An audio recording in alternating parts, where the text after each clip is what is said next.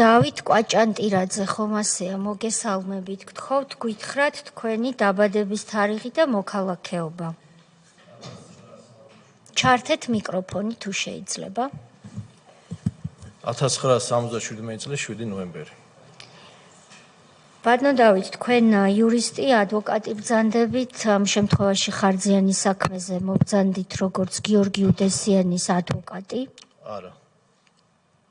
გიორგი უდესიანის ადვოკატი არ ყოფილა მე. კარგი.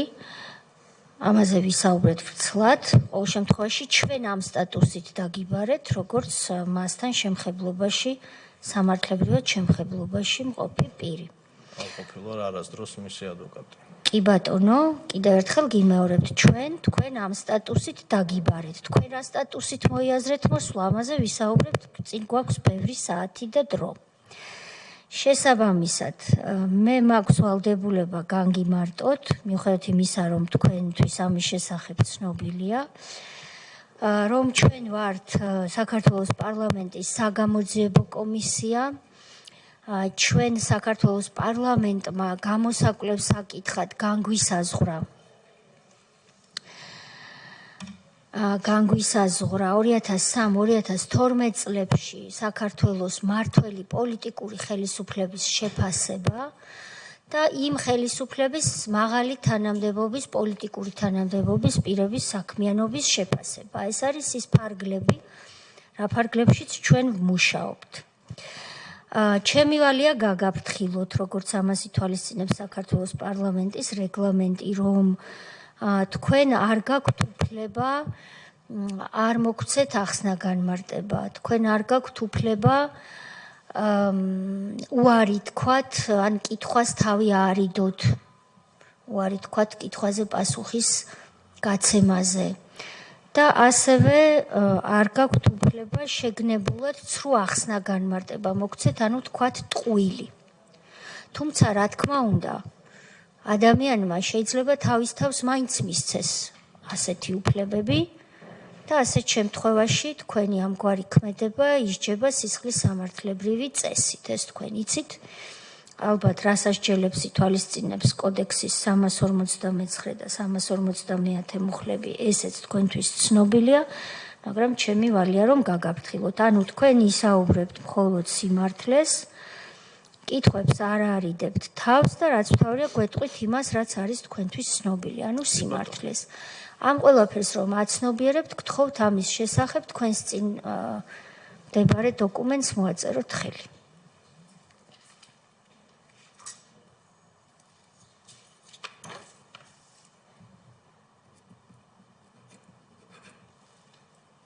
თარიღიც დაუსვათ? თარიღიც დაუსვით, თუ არ შეწუხდებით. 21, ხო? 21 მარტი, დიახ. მადლობთ. ბატონო დავით, ასე გავაკეთოთ, ჩვენ კითხვებს დაგისვამთ. წევრები, რა თქმა უნდა, დასვამენ თავთავიანთ კითხვებს, თქვენი ნებართვით მე დაგისვამთ ჯერ შეკითხვებს და მიპასუხეთ. თქვენ პროფესიით ადვოკატი ბრძანდებით. რომელ მიმართულებაზე მუშაობთ? სისხლის სამართლის მიმართულებაზე. სისხლის სამართლის მიმართულებაზე. ამ მიმართულებით მუშაობთ ადვოკატის უფლებამოსილების შეძენის დღიდანვე თუ კარიერის მანძილზე შეიცვალეთ? არ შემიცვლიათ. მუდმივად, რაც ადვოკატი გახდით, იყავით სისხლის სამართლის მიმართულების ადვოკატი. დღეს გაქვთ აქტიური საქმიანობა ამ მიმართულებით, კი ბატონო. ვის წარმოადგენთ დღეს, ხომ ვერ გვეტყვით? ვის წარმოადგენთ? დღეს. იურიდიული ფირმა VBH. და პირებს თუ წარმოადგენთ დღეს ან გამოძიების წინაშე ან სასამართლოში? სისხლის სამართლის საქმეებზე დიახ, სისხლის სამართლის საქმეზე წარმოადგენთ. დიახ. რამდენ პირს წარმოადგენთ დღეს, რამდენ საქმეს აწარმოებთ ერთდროულად? ახლა ზუსტად გამიჭირდება თქმა. პირადად თქვენ ბიუროზე არ გეკითხებით? 10-ზე მეტი. 10-ზე მეტი, კი ბატონო. ხომ არ არიან მათ შორის ყოფილი თანამდებობის პირები ნაციონალური მოძრაობიდან? ამჟამად? დიახ. არა. არა. კარგი. ეხლა დავუბრუნდეთ 2003-2012 წლებს. ბატონო დავით, თქვენ გქონდათ იცნობთ თუ არა გიორგი უდესიანს? გიორგი უდესიანი გავიცანი აი ამ მოცემულ საქმესთან დაკავშირებით. ხარძიანის საქმესთან დაკავშირებით. კერძოდ რა შემხებლობა გქონდათ? ეხლა მოგახსენებთ, ალბათ 2011 წლის მაისი იყო, ესე მახსოვს. დამიკავშირდა ჩემი კოლეგა სამოქალაქო სამართალში ალექსანდრე ფირცხალაიშვილი, ნუ მასთან მე საქმიანი ურთიერთობა მქონდა და მითხრა რომ კომპანიის მეწილეს, რომელსაც ის უწევდა სამართლებრივ მხარდაჭერას, სურდა მინდობილობის გაცემასთან დაკავშირებული მომსახურება. და მთხოვა შეხვედრა ამ თემასთან დაკავშირებით. და აი ზუსტად ამის შემდეგ, ესე იგი შედგა შეხვედრა გაგარინის მოედანთან იყო ოფისი, როგორც მივხვდი, ეს იყო ბატონ გიორგი უდესიანის ოფისი. ამ დღეს გავიცანი, იქ იყო ბატონ გიორგი უდესიანი. როგორც მახსოვს, ქალბატონი ალბათ ეს იყო ბატონი ბესო ხარძიანის და შეიძლება კიდე სხვა პირებიც ამ შეხვედრას შეიძლება ესწრებოდა სხვა პირებიც, ეხლა უბრალოდ ვერ ვიხსენებ. ესე იგი, თქვენ მიბრძანდით ოფისში გიორგი უდესიანთან 2011 წლის ზაფხულია, ხომ ასეა? რა თქვით? გაზაფხული, თქვენ ხომ არ გახსოვთ? ალბათ მაისი. მაისი. და იქ დაგხვდათ ქალბატონი მაია ხარძიანი, რასაკვირველია მასპინძლად გიორგი უდესიანი და ვერ იხსენებს დანარჩენ პირებს. შეიძლება ალექსანდრეც ესწრებოდა. აი და სხვა ალექსანდრე ფირცხალაიშვილი. ფირცხალაიშვილი. ვინ არის ალექსანდრე ფირცხალაიშვილი? ის იყო, როგორც მითხრა, კუსტობის იურისტი. ვინ გითხრათ, ბატონმა გიორგიმ? თვითონ წარმოგიდგათ, როგორც კუსტობის იურისტი. შემდეგ რა იყო ამ შეხვედრაზე განხილული? გავიცანი ეს ხალხი მითხრეს რომ მეწილე ამ კომპანიის ბატონი ბესო ხარძიანი იყო საპატიმროში და მას სურდა მინდობილობის წილის გასხვისება და ამასთან დაკავშირებით მინდობილობის გაცემა. ეს იყო იურიდიული მომსახურების არსი, რაც მე უნდა გამეწია ბატონი ბესო ხარძიანისთვის. მე ვუთხარი რომ ხო არ იქნება ის წინააღმდეგი, მე რომ შევიდე. იცის მან რომ თქვათ ამას გაარკვევ, როცა შეხვალ და ჩვენი მოსაზრებით ის წინააღმდეგი არ იქნება. ესეთი ის იყო. შემდეგ შევედი. ბოდიში ვინ გითხრათ არ იქნება წინააღმდეგიო? ეხლა ზუსტად არ მახსოვს, ალბათ ყველამ იქ ვინც იყო.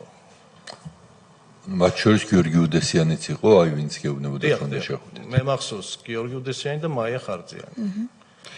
თქვენ აი ამის მერე რა გააკეთეთ? ამის მერე შევედი ბატონ ბესო ხარძიანთან. ერთი წუთით. შევედი, ციხე არ არის დერეფანი. როგორ შეხვედით? ვის დაუკავშირდით? ორდერი გამოვწერეთ კომპანიიდან და როგორც წესია მეხუთე საპყრობილეში როგორც ხდებოდა მაშინ იმ პროცედურაში? არა, როგორც ხდებოდა, მე არ ვიცი რა ხდებოდა, მე კი ვიცი, მაგრამ საზოგადოება გვისმენს. მე მაინტერესებს ოფისიდან რომ გამოხვედით, რა ნაბიჯები გადადგით, იმ დღესვე შეხვდით ხარძიანს? ეს არ მახსოვს.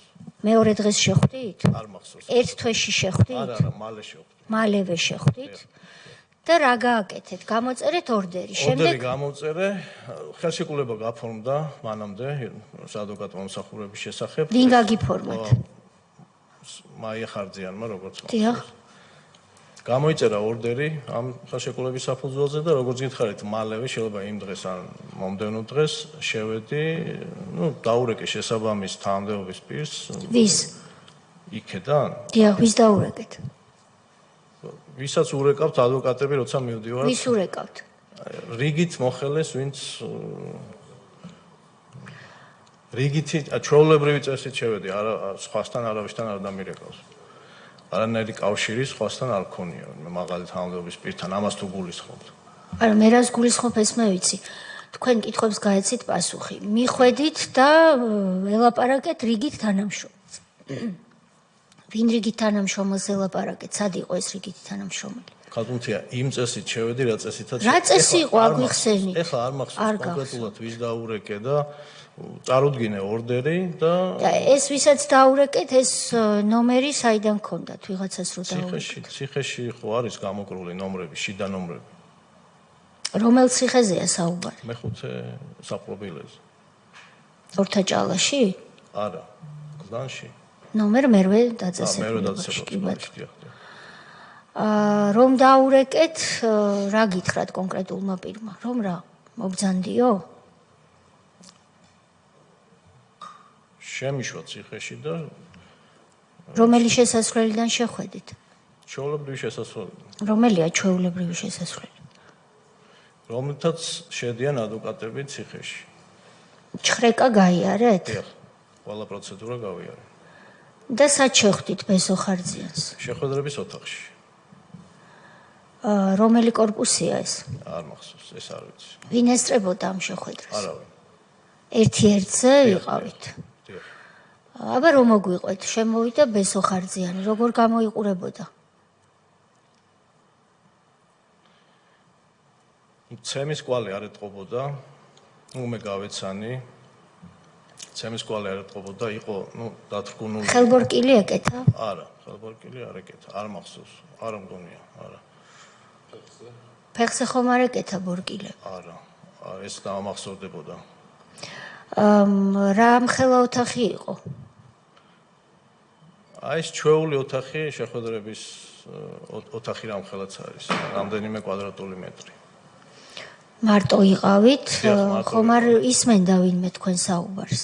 ამას ვერ გეტყვით, თუ ისმენდა, შეიძლება ისმენდა. თქვენ არ შეგიმჩნევით? არა, არ შემიჩნევ. შუშა იყო თქვენ შორის? არა. ერთმანეთის პირისპირ დასხედით თუ ერთმანეთის გვერდ-გვერდ? ერთმანეთის პირისპირ. პირისპირ. გაუხარდა მას ადვოკატის დანახვა? რა რეაქცია ჰქონდა? ახლა მასე ვერ შევაფასებ გაუხარდა თუ არა, მაგრამ ყოველ შემთხვევაში და ის საუბრის დეტალები რო გითხრათ? საუბარი ეხებოდა სურდა თუ არა მე მომსახურება გამეწია მისთვის, უნდოდა თუ არა მინდობილობის გაცემა. დამედასტურა, მინდაო, მთხოვა რომ ეს სწრაფად განხორციელებულიყო. ეს სისწრაფე იყო არა მარტო მისი, არამედ იმ ხალხის, ვინც იმ დღეს თუ წინა დღეს გავიცანი, მათი სურვილით. და მე საუბარი იყო, თქვათ, ვინ უნდა ყოფილიყო მინდობილი პირი. იქ და აი ამ მინდობილობასთან დაკავშირებულ დეტალებზე. ესე მახსოვს. შემდეგ? ამის შემდეგ ბატონო გითხრათ რომ კიო, ვინ გამოგაგზავნა არ გითხრათ? კი, ეს ყველაფერი მოუყევი. რა უთხარით ვინ გამოგაგზავნაო? უთხარი თავიდან ბოლომდე რაც მე ახლა მოუყევი რომ ალექსანდრე ფირცხალაიშვილი დამიკავშირდა, თქვა რომ არის თქვენი იურისტი, თქვენი კომპანიის, მოკლედ სადაც თქვენ და მე მგონი მითხრა რომ გიორგი უდესიანიც იყო ამ კომპანიაში, რომ შევხვდი გიორგი უდესიანს, მაია ხარძიანს, რომ მინდობილობაზე არის საუბარი და თუ სურს ამ მინდობილობის გაცემა. რა თქვა მან? დაადასტურა.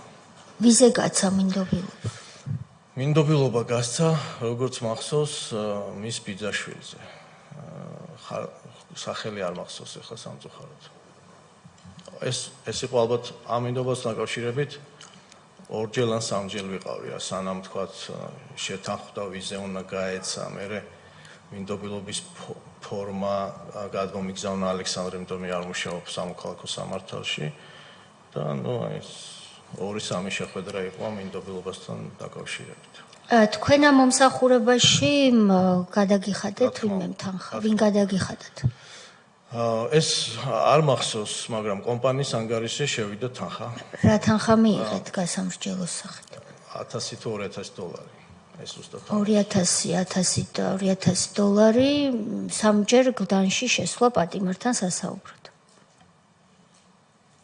რამდენიმე საათი დამეხარჯა ამაში და დიახ ეს. რამდენიმე საათს ტარიფი რა გაქვთ საათში, რამდენს იღებთ თქვენ? საათში მაქვს 180 დოლარი. ეხლა. მაშინ? მაშინ ალბათ ცოტა ნაკლები. შესაბამისად უფრო მეტი გადაგიხადეს, ვიდრე იმუშავეთ, ასე გამოდის. არა მგონია, არა, ზუსტად ადეკვატური თანხა იყო. არაფერი მეტი ის გაყოფილა. რაიმე დანაბარები ხომ არ გადაეცით ხარძიანს უდესიანისგან? აქ შევჩერდები, იმიტომ რომ ჩემთვის ადამიანები აი უდესიანისგან განსხვავებით ვისთანაც თქვენ გქონდათ შეხვედრა არ არის სულ ერთი. ამიტომ შეგახსენებთ რომ ცრუ ჩვენება ეს არის ლაივი, ეს იწერება.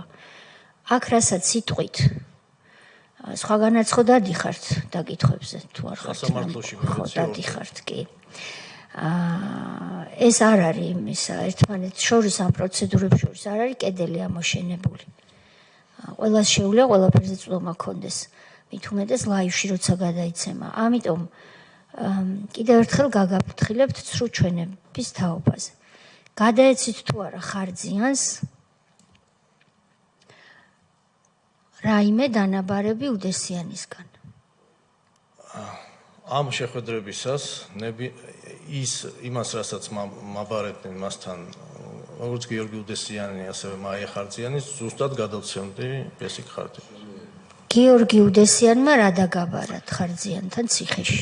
მე ამის შესახებ ჩვენებაში მაქვს დეტალურად.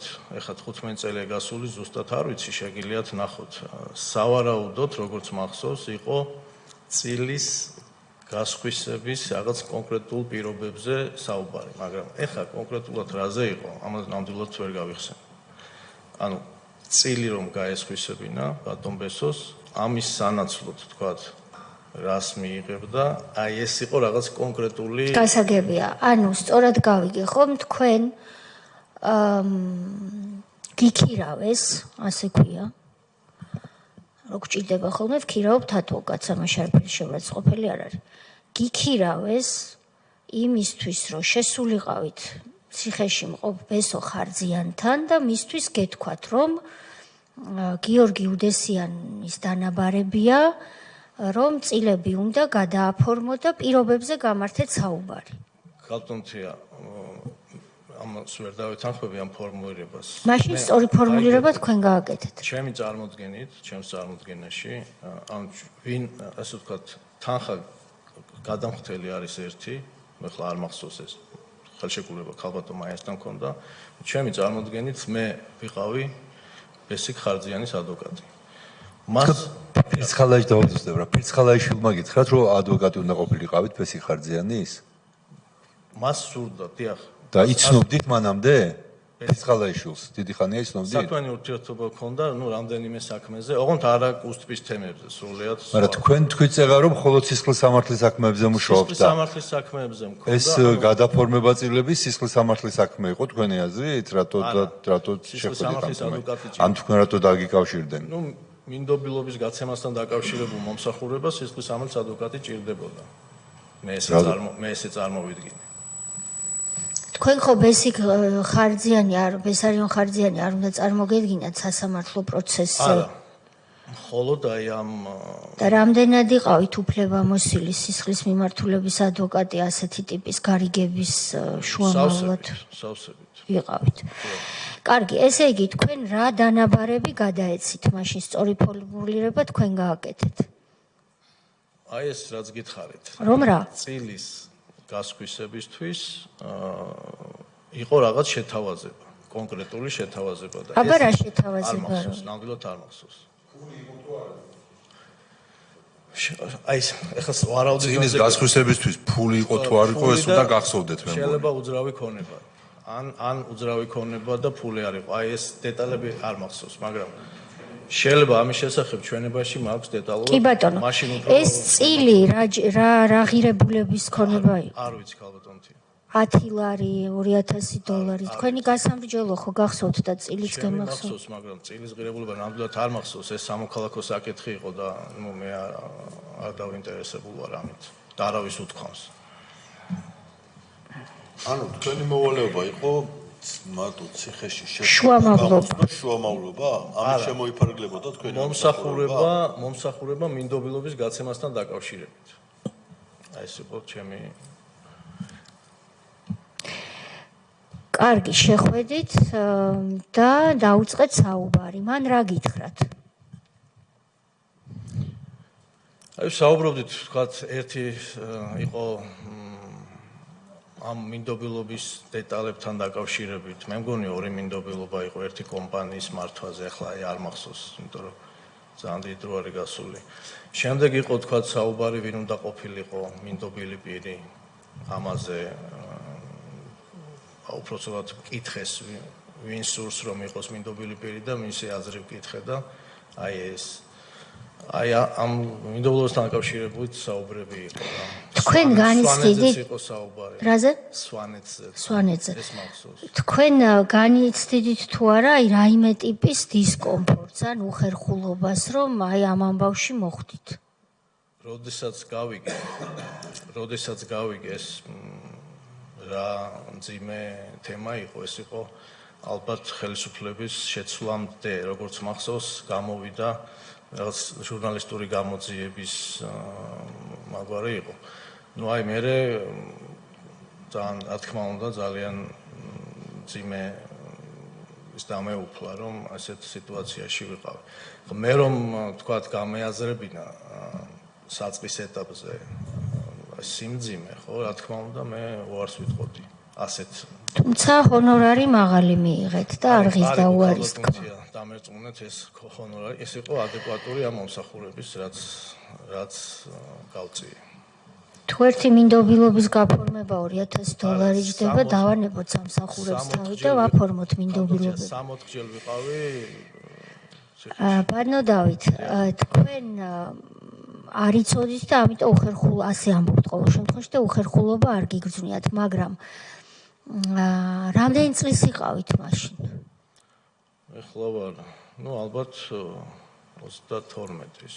ანუ პატარა ბიჭი ბოდიშს ვიხდი ამ გამოთქმისთვის არ იყავით. არა, რა თქმა უნდა. 32 წლის კაცს ეჭვი მაინც არ შეგეპარათ, რომ ციხეში მყოფ ადამიანთან გაგზავნიან, ამას სხვა სიტყვა არ ქვია. გიხდიან ამაში $2000. შეიძლება 1000 იყო. შეიძლება 1000 მით უარესი და თქვენ მიდიხართ გაჭირვებაში მყოფ ადამიანთან. პატიმარი, რომელსაც ბორკილები ადევს და თავისუფლება აქვს აღკვეთილი, სულ რო ფუფუნებაში ამყოფო, მას ქართულ ენაზე გაჭირვებული ადამიანი ქვია. პლუს იმას ვერ იტყვით სისხლის სამართლის ადვოკატი, რომ თქვენ არ იცოდით ნაციონალური მოძრაობის დროს ციხეში რა ხდებოდა. ამას ვერ იტყვით და იმედი მაქვს არ იტყვით.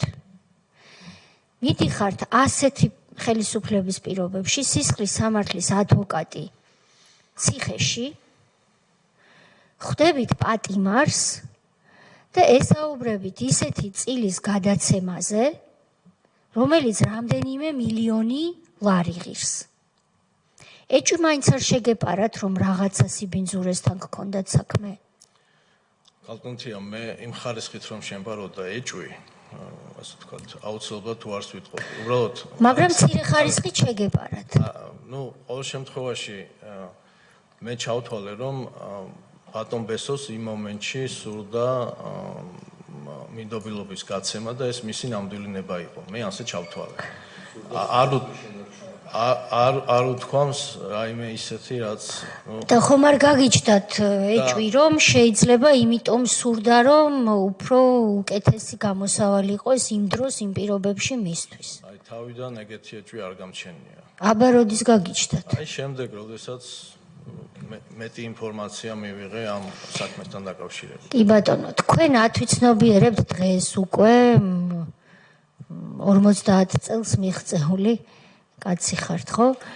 რომ თქვენ ძალიან ბინძურ საქმეში გამოგიყენეს და გაგაუბედურებინეს ძალიან ბევრი ადამიანი. მე უშუალოდ ბატონი ბესოსთვის მე ვფიქრობ, რომ არაფერი დამიშავებია, მაგრამ რა თქმა უნდა განვიცდი ძიმე სიტუაციას, ის რაც მოხდა შემდეგ, საერთოდ კვლელობით დასრულდა, ხო, ეხლა არ ვიცი ეს როგორ დასრულდა ეს გამოძიება, ეხლა მე მდიანი თუ რაღაცა, მაგრამ რა თქმა უნდა ამ სიტუაციას განვიცდი. ბოლოდ რა არის ჩემი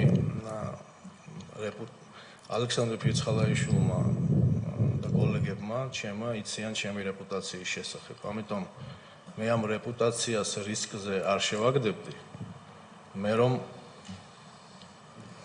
თავიდან სწორად გამეანალიზებინა აი ეს სიტუაცია. უბრალოდ ის ფაქტები, რასთან დაკავშირებითაც მე მქონდა შეხება, აი ესეთი დასკვნის გაკეთების საშუალებას არ მაძლევდა. კარგი, ეხლა გამოვედით ციხიდან, შეხვდით თქვენ ბესო ხარზიანს და რა წამოიღეთ მისგან როგორც გზავნილი უდესიანისთვის? ასრულებთ რა შუამავლის მიგზავნილი პირი ხართ და წამოიღეთ მესიჯი. რა მესიჯი წამოიღეთ? მესიჯი იყო ის, რომ სურდა მინდობილობის გაცემა თავის, მინდობილობის გაცემა და შემდეგ ის მოლაპარაკება, ვთქვათ, როგორ დასრულდა, როგორ გავითარდა, ეს ჩემთვის უცნობია. აღარ შებრუნებულ ხართ ციხეში პატიმრის სანახავად მომდევნო დროს? მინდობილობის გაცემის შემდეგ? არა, იმიტომ რომ ხელშეკრულება მოკლე პერიოდით იყო და არ ითვალისწინებდა, ვთქვათ, შემდგომ ეტაპზე. ერთხელ ვიყავით მხოლოდ? არა, ხომ გითხარით, ორჯერ ან სამჯერ. და ორივეჯერ მინდობილობაზე ხელმოწერას ეხებოდა საქმე. დიახ.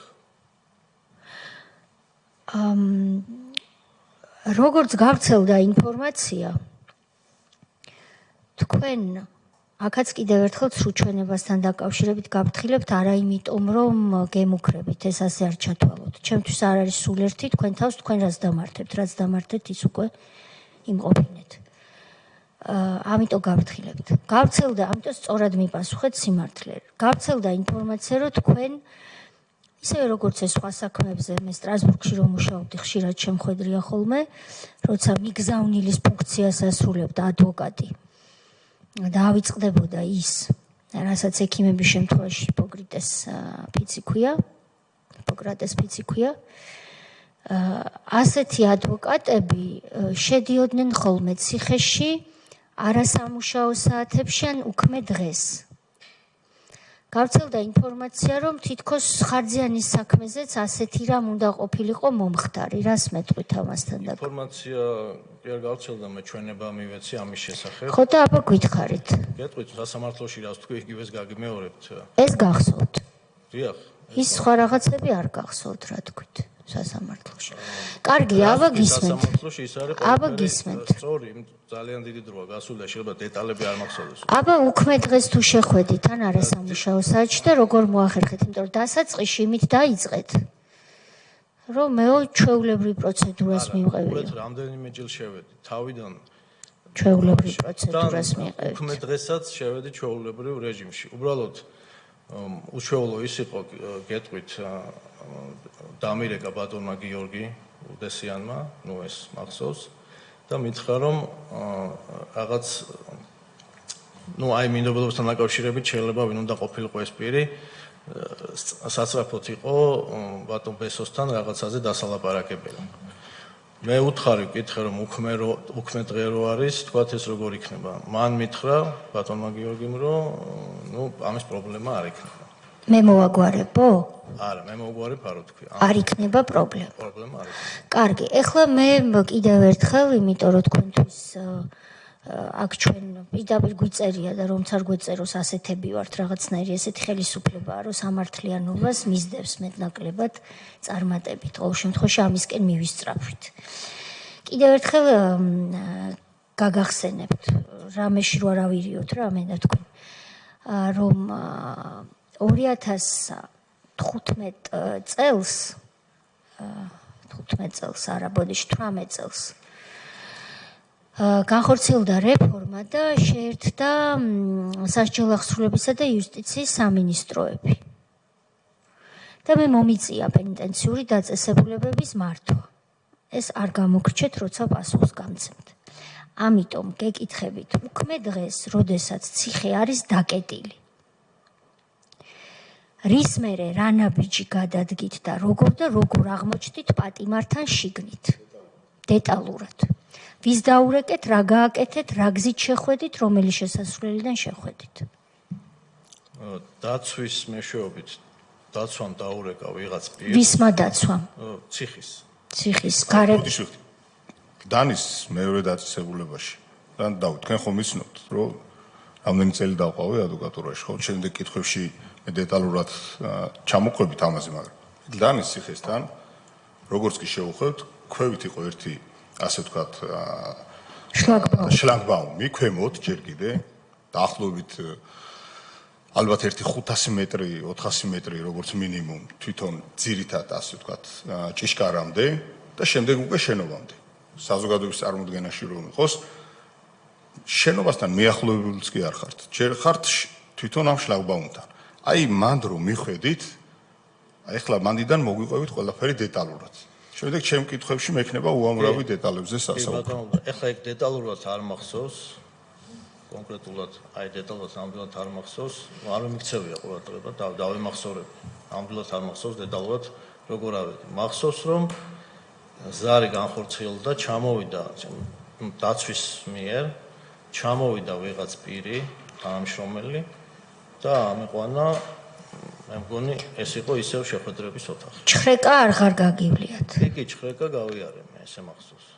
იქ იყო შემოწმების ოფიცრები სამსახურში იყვნენ? არ მახსოვს, აი ეს დეტალები ნამდვილად არ მახსოვს. რა უქმე დღე იყო ეს? კვირა იყო თუ 1 მაისი იყო თუ 9 მაისი იყო თუ რა? აღდგომა ხომ არ იყო? აღდგომის წინა პერიოდი იყო, როგორც მახსოვს, ალბათ. არა, აღდგომის დღე არ იყო ეს. აღდგომის წინა პერიოდი იყო, ალბათ. გასაგები, ანუ უქმე დღეს თქვენ ადვოკატი, რომელსაც ალბათ ასე არ წარმოგედგინათ ხო თქვენი კარიერა, როცა იურისტობა გადაწყვიტეთ, რომ ასეთ დიდ რეპუტაციულ ზიანს მიაყენებდით საკუთარ თავს. კვირა დღეს გირეკავთ თუ უქმე დღეს გიორგი უდესიანი. კვირა დღე ნამდვილად კი გადავამოწმე. კვირა დღეს ურეკავს გიორგი უდესიანი და შეყავხართ უკანონოდ ციხეში პატიმართან. ეს არის ასე.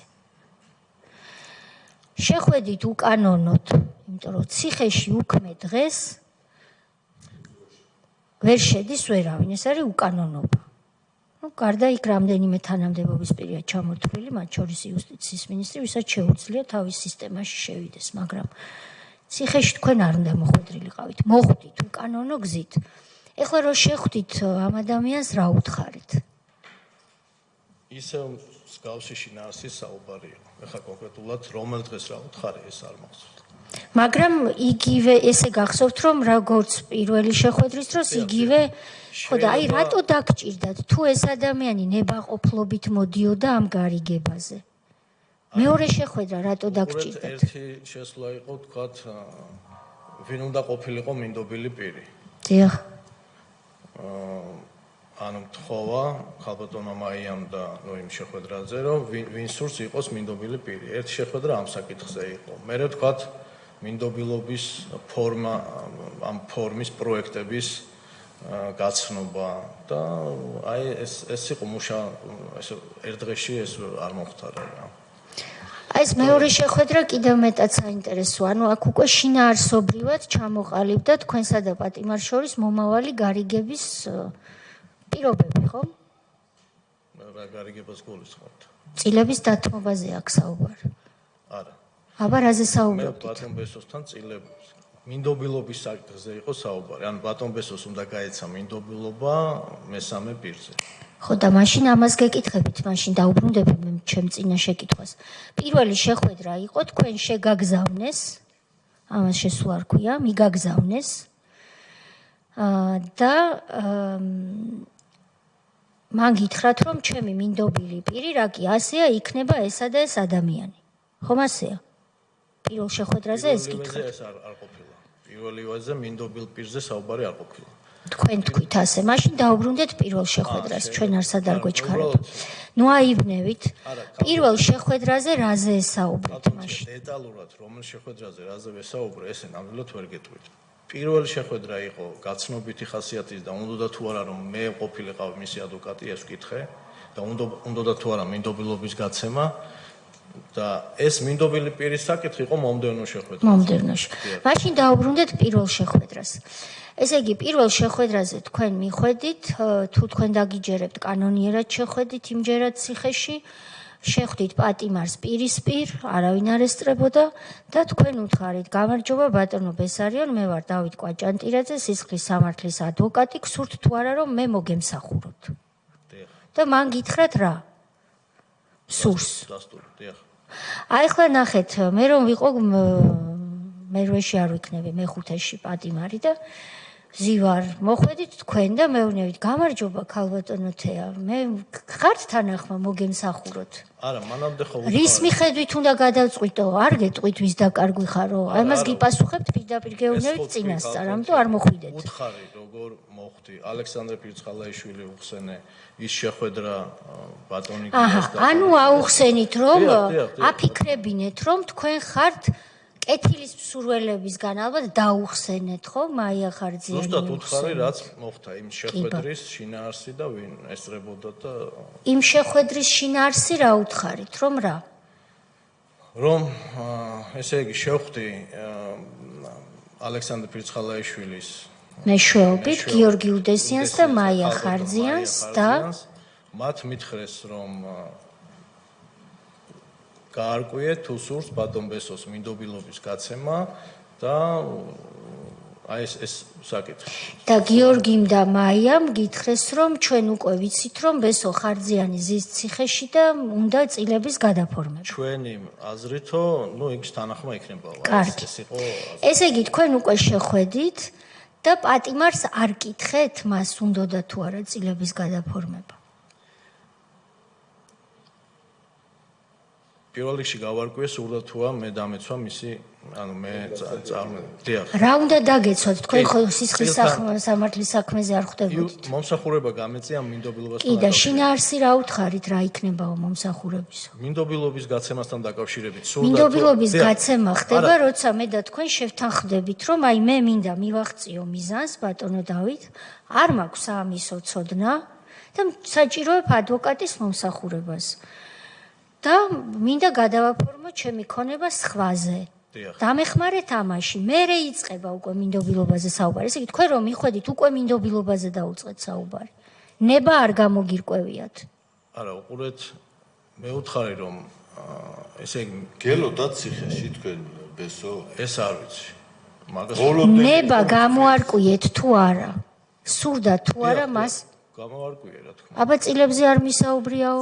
მე ხომ გითხარით არა, მე ხომ გითხარით რომ ერთ-ერთ შეხვედრაზე იყო საუბარი, ანუ წილის გასხვისების სანაცვლოდ რაღაც შეთავაზება იყო. კონკრეტულად არ მახსოვს, მაგრამ მე მგონი გამოძიების პროცესში და სასამართლოში ეს ნათქვამი მაქვს. ეს გარანტია. და ამაზე, როგორც წილის გაცემაზე, როგორც მინდობილობის გაცემაზე, ბატონ ბესოს თანხმობა ქონდა. ყოველ შემთხვევაში თქვენ ასე გითხრეს. მე ასე მითხრა ბატონმა ბესომაც და ასე მითხრეს აი ამ ადამიანებმა ვისაც შევხვდი რომ ბესოსთან ვართ ახლა ჩვენ ერთი წუთით გაგარინის მოედანზე არ ვართ გლდანში ვართ დაბრუნდეთ გლდანში ესე იგი თქვენ შევხვდით ბესო ხარძიანს და ბესო ხარძიანს კითხეთ გინდათ თუ არა ჩემი მომსახურება ასეა მან გითხრათ მინდაო დიახ ასე შემოგხედათ და უი რა კარგია მინდაო ნება გამოარკვიეთ სურდა თუ არა მას წილების დათმობა წილების დათმობაზე ხო გეუბნებით იყო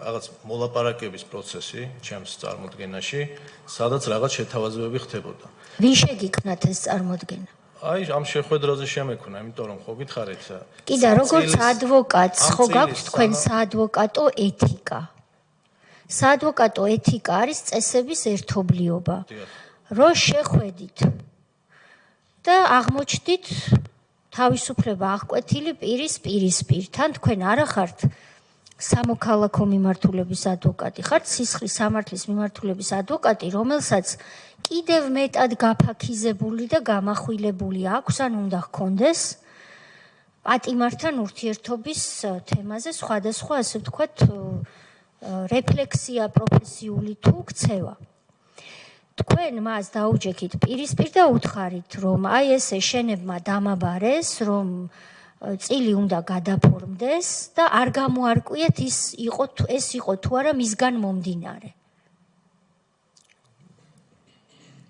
გაარკვიეთ თუ არა რა თქმა უნდა გავარკვიეთ თქვა გაარკვიეთ მინდა და ამასთან დაკავშირებით მინდობილობის გაცემაც სურს ასე გითხრათ მე დიახ ესე ასე გითხრათ, მაშინ რატომ გვეუბნებით რომ წილებზე ჩვენ არასდროს არ გვისაუბრია? არ გვისაუბრია, მე ხომ გითხრა. არა, წეღან თქვით არ მისაუბრია. არა, კანტონთია ხო თქვი რომ წილის გასხვისების სანაცვლოდ მას გადავეცი გარკვეული შეთავაზება. ხო, მაგრამ ნება გამოგირკვევიათ და მან გითხრათ მსურსო. ანუ წილზე საუბარი შედგა. თქვენ მან გითხრათ მსურს გადმოვაფორმო და მე უკვე ესაუბრეთ მინდობილობაზე. და მან გითხრათ რომ გავაფორმებ მინდობილობას, მაგრამ არ ვიცი ვისზეო? როგორ იყო ანუ ვიზე უпростоრად დამაბარეს ამ შეხვედრაზე შეიძლება სხვა დღეს იყო ქალბატონმა მაიამ და გიორგი უდესიანმა ვიზეს სურს მინდობილობის გაცემაო. და ბატონმა ბესომ მითხრა დამისახელა ვიზეს სურდა მინდობილობის გაცემა და ვიზეს სურდა. აი ბიძაშვილზე როგორც მახსოვს, ხარძიანი იყო, სახელი არ მახსოვს, ილიაში. ხომ არ დაუსაბუთებია რატომ უნდა თქვა ბიძაშვილი და არა სხვა. არა. და თქვენ წამოხვედით. ეს პირველივე დღე პირველ შეხვედრაზე. კონკრეტულად პირველ შეხვედრა გითხარით, მეორე, მესამე შეხვედრაზე კონკრეტულად რა საუბრები იყო ეს არ მახსოვს. აზრი საუბრებისა იყო ეს. კარგი, მე ახლა ასეთი დასკვნა გამომაქვს, რომ თქვენ პირველ შეხვედრაზე შეგიშვეს იმისთვის, რომ გაგერკვიათ, რამდენად იყო ეს ადამიანი გატეხილი და დათანხმდებოდა თუ არა წილების გადაცემას. არა, მე ეს დასკვნას ვერ გამოვიტანდი.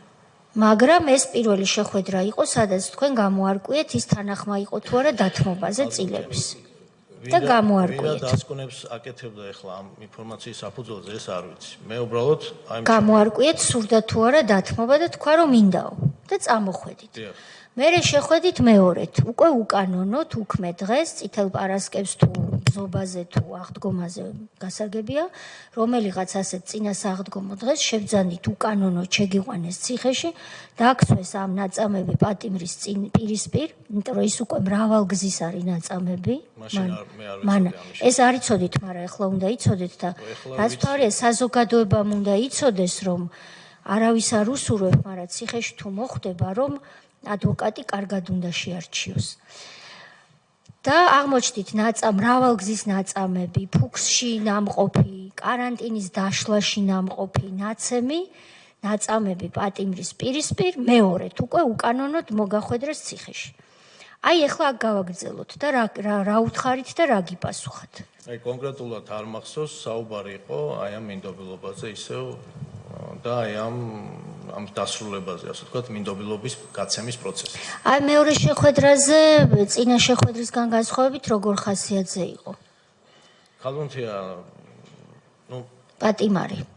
დათრგუნული იყო, რა თქმა უნდა. დათრგუნული იყო. პატიმარი, მაგრამ კვალი რაიმე ზემოქმედების არ ქონდა, ვთქვათ, რომ თქვენ ვერ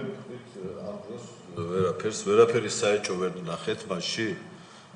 აი ამ მინდობილობის აღებაში თუნდაც რამოდენიმე ვიზიტის დროს აი მორალურად რო ვთქვათ როგორც ადვოკატმა ვერ ხვდებოდით რომ ეს იძულებით იყო ნებაყოფლობით იყო აი ხო თქვი მე გარეთ თქვენ გირეკავთ თქვენი კოლეგა მისი და არის ჩართული აქეთ მეორე მხარეა ჩართული აი ამას ახლა ადვოკატი კი არა მე მგონი ჩვეულებრივი მოქალაქეც მიხვდება და ეს მაინტერესებს თქვენი პოზიცია. ვერ იმ მომენტში ვერ გავიაზრებდი ახლა.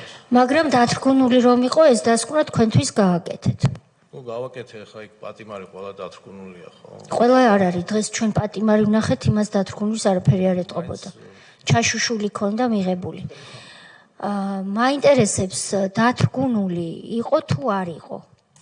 ჩემი ახმით დათრგუნული იყო. იყო. პირველი შეხვედრისგან უფრო მეტად. ეს არ ვიცი. ზოგადი წარმოდგენა ახლა. უნდა იცნობდე ადამიანს მანამდე როგორია და აი კარგი საკითხი წამოჭერით ეს მინდოდა მეკითხა და ბარემ მკითხავთ.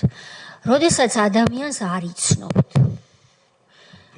რატომ უნდა გაგიჩნდეთ მისი მომსახურების სურვილი, როცა საქმე ეხება მრავალმილიონიან ქონებას და პატიმარს?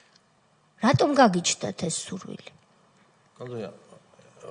მე ალექსანდრე ფირცხალაიშვილმა იცის ჩემი რეპუტაციის შესახებ, იცოდი. თქვენ რეპუტაცია გაქვთ არ გაქვთ ამაზე საზოგადოება იმსჯელებს. მე სხვა რაღაცას გეკითხებით. ფირცხალაიშვილს დავანებოთ ერთი წუთი თავი. თქვენ მოგმართათ სულ მშობელ დედას რომ დაერეკა თქვენთვის დავანებოთ ფირცხალაიშვილს თავი.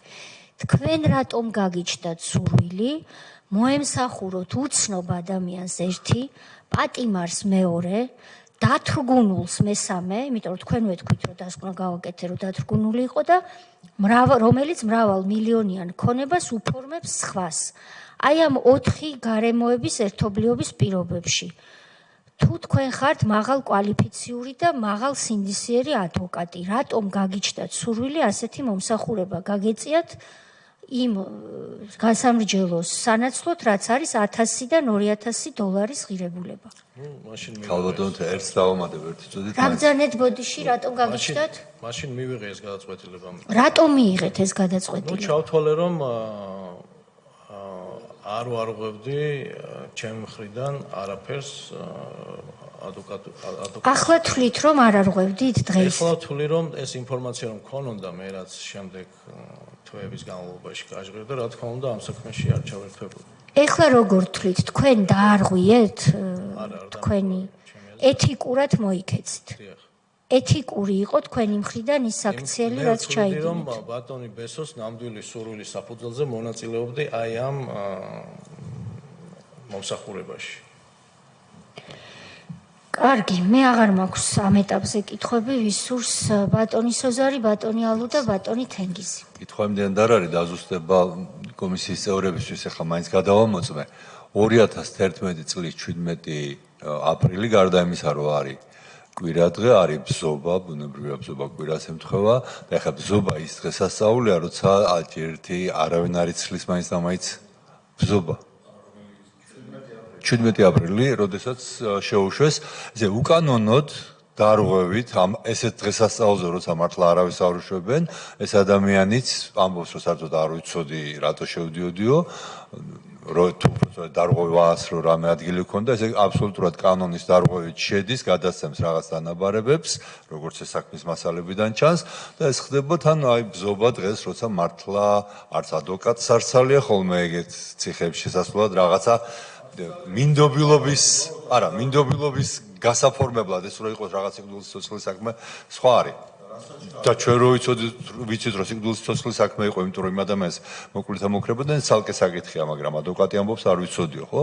და კანონ დარღვევით შედის ციხეში ბზობა დღეს, აი მართლა საოცრებაა. მაგრამ აკრძალული რო იყო ამ დღეს თქვენთვის ციხეში შესვლა, ეს იცოდით და ათვისნობიერებდით ამას. ჩემთვის არ იყო, მაგრამ მე ამოდიოდი იქედან რომ როგორ არ იყო წეღანთქვით გიორგი უდესიანს უთხარი, უქმე დღე როაო, ტელეფონში ხო უთხარით? ანუ ცნობილი იყო. ცნობილი იყო რომ უქმე დღეს აბა რატო თქვით არ იყო ცნობილი? არ იყო ცნობილი რომ აკრძალული იყო? უბრალოდ ეს ეხა შიდა წესები მე დეტალურად არ ვიცოდი, მაგრამ მე ვიცოდი რომ უქმე დღეს ადვოკატები სისხლის სამართლის ადვოკატმა არ იცოდით ციხეში როდის გაქვთ უფლება შესვლის? ყოველ შემთხვევაში გამეგო ფაქტი რომ ახოთის ღონისძიების გასაჩივრების საკითხებზე უქმე დღესაც შესულა ადვოკატები. ესეთი გასაგები. კარგი, ბატონო სოზარი, თქვენ ამოწურეთ, ბატონო ალუდა. დამდავთ, გამარჯობათ, კიდევ ერთხელ, მოგესალმებით და მოდი ახლა მე და თქვენ შევეცადოთ რომ ვიყოთ ძალიან გულწრფელები და ალბათ იცით რომ არ ვიცი ეს თქვენ და სამწუხაროდ თუ ნაკლებად საბედნიეროდ ალბათ 16 წელზე მე დავყავი ამ პროფესიაში და შესაბამისად ზედმიწევნით ვიცი ის პროცედურები, რას თქვენ ახლა აბსოლუტურად პირდაპირ გეტყვით, რომ დამახინჯებულად, არასწორად ჯერ არ ვიტყვი, რომ თქვენ ეს განგებ ასე ვთქვათ, არასწორად თქვით. ამიტომ გავყვეთ ახლა ნაბიჯ-ნაბიჯი, ხო? მოდი ესე დავიწყოთ. თქვენ ხო იურისტი ბრძანდებით, ადვოკატი ბრძანდებით, გამოცდებით ჩაბარებული გაქვთ ალბათ, ხო ესეა? სხვა შემთხვევაში ლიცენზიას ვერ აიღებთ, ხო ესეა? სამოქალაქო, ასე ვთქვათ, ადვოკატი, სამოქალაქო მიმართულებით ადვოკატი არ ბრძანდებით, გავიქეთ.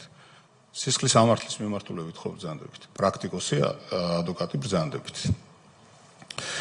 ნების საწინააღმდეგო ქმედება რო დასჯადი არის, ეს ხო იცით. ზოგადად პრინციპი ავიღოთ, არ აქვს მნიშვნელობა, საერთოდ ზოგადად არის თუ არა ადვოკატი. ნებისმიერ არის მეორე კურსის სტუდენტმა, ეს იცის იურისტმა, ასე ვთქვათ, იურიდიული სტუდენტმა, რომ ნების საწინააღმდეგო ქმედება არის დასჯადი. ასეა? რა თქმა უნდა. დიახ, ვერ გავიგე აი მიკროფონში. ასეა. კეთილი. ეს ნამდვილად იცით. ესე იგი, ახლა მე თქვენ გეკითხებით. ადვოკატს ქცევას და ქმედებას არეგულირებს გარდა სხვა, ასე ვთქვათ, სისხლის სამართლის გნებავთ ან სამოქალაქო ურთიერთობები, ან კონსტიტუცია, ამის გარდა გვაქვს ადვოკატებს, ესე იგი, ორი კონკრეტული მარეგულირებელი ხაზი, ეს არის ეთიკის კოდექსი და მეორე ადვოკატთა შესახებ კანონი. ხო ასეა? დიახ. კეთილი. ახლა მე გეკითხებით, თქვენთან სანამ ორდერს გამოწერდით, ვერბალურ კომუნიკაციაში შეხვედით პირთან, რომელიც გეუბნებათ, რომ ჩვენი გარიგების, თქვენსა და სხვა პირს შორის გარიგების საგანი არის სისხლის სამართლის წესით, აღკვეთი ღონისძიება იყო თუ ამ შემთხვევაში მისჯილი ქონდა ზუსტად ამ პირს, პირი, რომელიც არის საპატიმრო დაწესებულებაში, მისი კანონიერი უფლებების დაცვა. საადვოკატო მომსახურება საზოგადოებისთვის რომ იყოს ცნობილი, თქვენი ორდერის გამოწერის საფუძველი და წყარო მთავარი არის ამ პირის უფლებების და ასევე ინტერესების დაცვა. რასაც თქვენ პირდაპირ გავალდებულებს მათ შორის სხვა ეს კანონმდებლობა, რომელიც მეკითხარის, ადვოკატთა შესახებ კანონი. თუ მას ადვოკატი აი ამ პრიზმიდან არ უყურებს და ამ ინტერესებთან ოდნავ მაინც აცდენილი არის, ამ შემთხვევაში ის პირდაპირ წინააღმდეგობაშია კანონთან. მეთანხმებით თუ არა?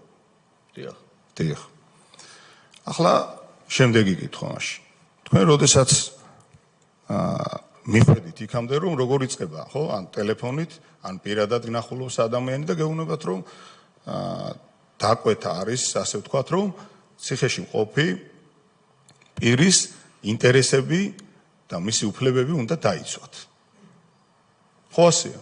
დიახ, იმ კონკრეტულ არა, არა, კონკრეტული ხა მე გეტყვით, როგორ არის ეგ და თქვენ უნდა ახსნათ. ნახეთ,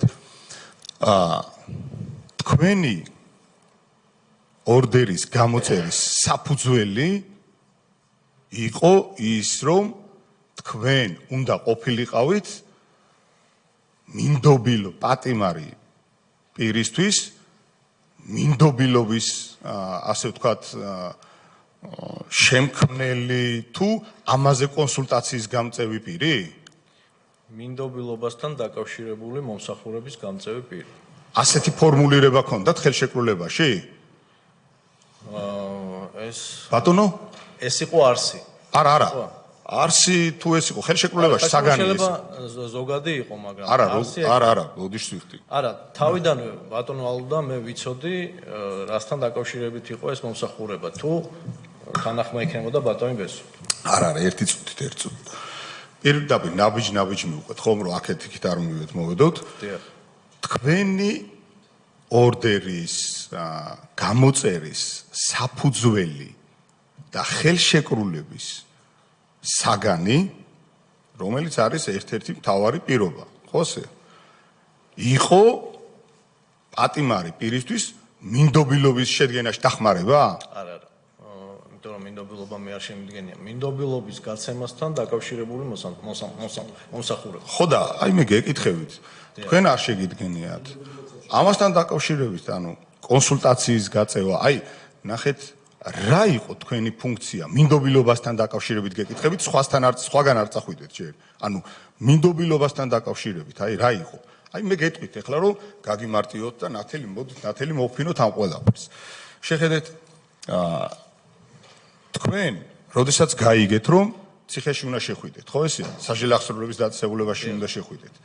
პირი არის იქ მოთავსებული, ხო ასეა? სისხლის სამართლის წესით არის დაკავებული პირი, ხო ასეა?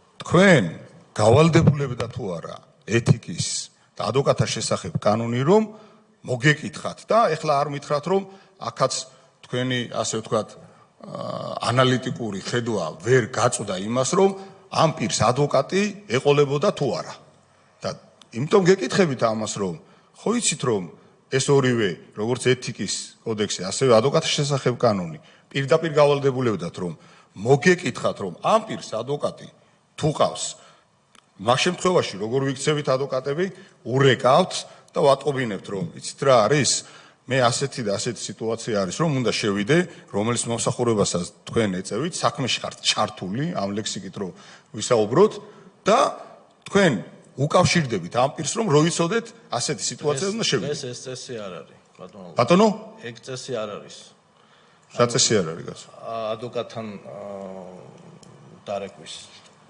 წესი არ მოქმედებს არა მოდიშვით რა სად არ მოქმედებს კაცო გნახეთ უყურეთ ადვოკატთა შესახებ ბატონო უყურეთ ბატონ ბესოს რო გითხე მე არა ჯერ იქამდე არ მივიდეთ რა ნაბიჯი მივყვეთ რა ნაბიჯი მივყვეთ ყველაფერს ადვოკატთა შესახებ კანონი კონკრეტულად გესაუბრებთ ადვოკატთა შესახებ კანონი და ეთიკის შესახებ კოდექსი თქვენ გავალდებულებდათ რომ როდესაც პირი ერთვება საქმეში მოიკითხოს რომ და ხედავს რომ მას ადვოკატი ყავს რომ ამ ადვოკატს შეატყობინოს როგორც მინიმუმ ნახეთ და თქვენ ეს განახორციელეთ თუ არა თქო იმიტომ რომ ნახეთ თქვენ ხო ციხეში უნდა შებრძანებულიყავით საჟელახსოვრების დაწესებულებაში და ხო ბუნებრივია რომ თქვენი ვარაუდი იმისა რომ ამან აღკვეთი ღონისძიება გაიარა ჯერ კიდე 2011 წლის სამართლის საფრთხო კოდექსით რო ვილაპარაკოთ თუნდაც მაშინ ნაწილი მოქმედებდა ნაწილზე ძველი მოქმედებდა ხომ ასეა როგორიც არ უნდა პრიზმიდან შეგვხედა თქვენი ვარაუდი იმისა რომ მანამდე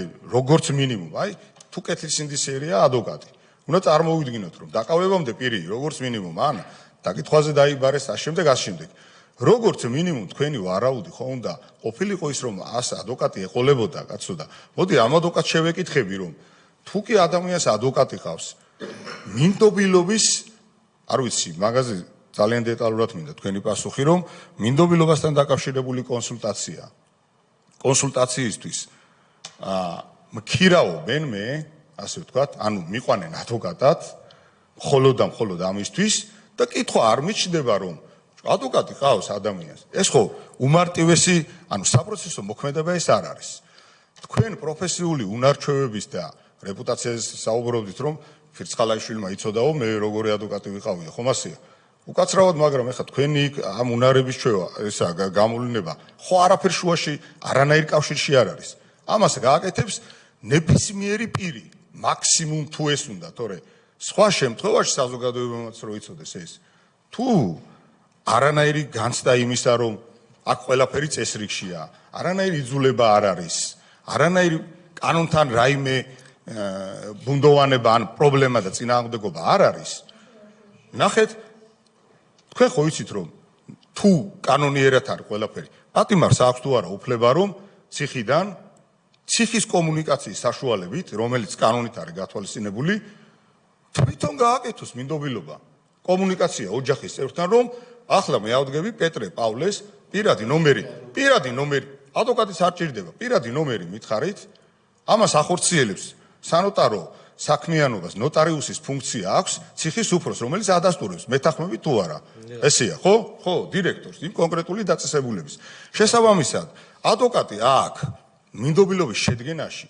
საერთოდ საჭირო კი არა ვერ არის საჭირო ხო ასეა ანუ ადვოკატი იქ ვერ იქნება და რჩევას ვერ განახორციელებს რომ რა ჩაწეროს რა არ ჩაწეროს და თუ ასეთი გააკეთეთ ეკნება ეს გითხრათ ანუ არის ფორმა ეუბნება ეს პირი მინდა რას ნოტარიუსთან რა განახორციელოს აქ რა საჭირო არის ადვოკატის ასე ვთქვათ საჭიროება და მომსახურება და მით უმეტეს რას თქვენ ეხლა ბძანეთ რომ იმან იცოდა მე როგორი მაგარი ადვოკატი ვიყავიო თქვენი მაგარი ან ნაკლებად მაგარი ადვოკატობა რა საჭირო იყო აი რა უნდა გაგეკეთებინათ სისხლის ადვოკატს რა უნდა გაეკეთებინა საპროცესო მოქმედება იყო გამოკითხვის დროს იყო და ეტყოდით რომ ეს არ თქვათ, ის თქვით და ასე შემდეგ, ამაზე თავი შეიკავეთ.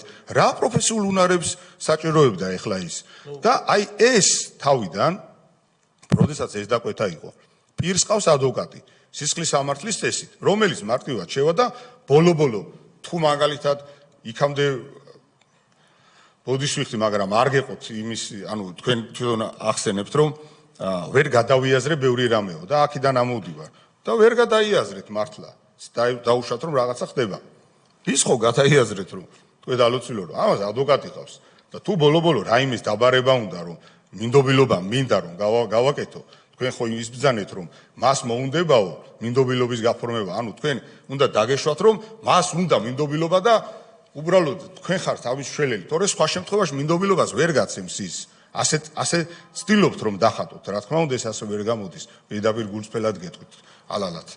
ხო და ახლა მითხარით ეს თქვენ, როცა მას ადვოკატი ყავს, თქვენ რატომ არ დაუკავშირდით მის ადვოკატს და არ დასვით კითხვა რომ მინდობილობის იმის გამოთ რომ მივიდე ბესარიონ ხარძიანთან, დაკავებულ პირთან, პატიმართან და უთხრა რომ თქვენ ხო გინდათ მინდობილობის გაკეთება, ხო და გააკეთეთ და გამოხედით ეს ფუნქცია, ხო?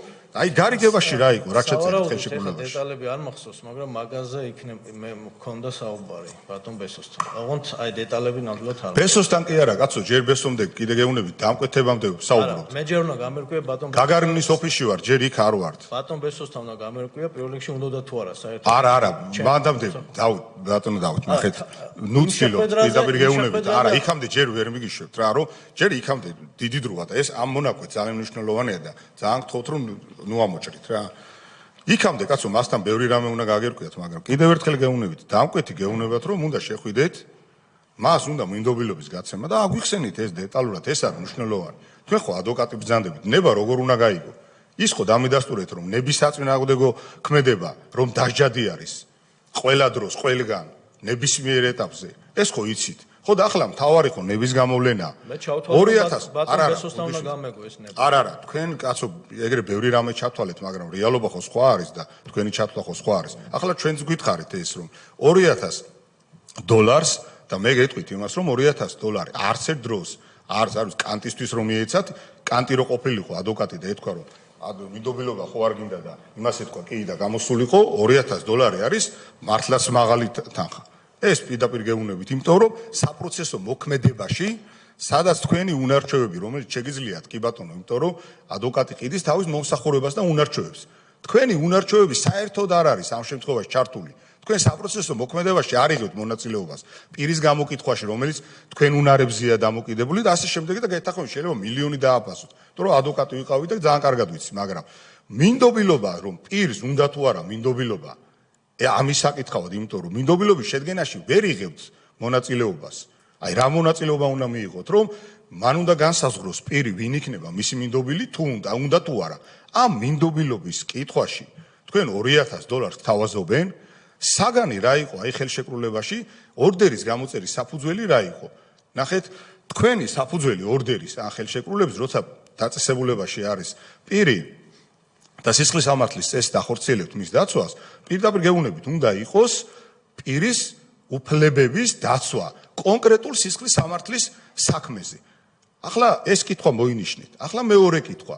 თქვენ მე გეტყვით რომ აი ეს მე არ მინდა თქვა რომ ისრუეთ მეთქი, მაგრამ ახლა მე თქვენ თვალებში შემომხედეთ და მითხარით, რომელ ციხის, რომელი საჯელახსრულების დაწესებულებაში გთხოვთ რომ აი ეს დეტალი კარგად მითხრათ, იმიტომ რომ 2011 კი არა, გაცილებით მანამდე და მას შემდეგაც ადვოკატი ვიყავით, არსად არ მინახია, რომ ადვოკატები შევდიოდით ციხეზე, იყო ნომრები თურმე ჩამოწერილი, დგებოდით, ვრეკავდით, რომ პატიმართან შემოვდივარ და ის მერე ტერმინს გამოვიყენებ, ამოწევდა პატიმარს და შემდეგ ვნახულობდით.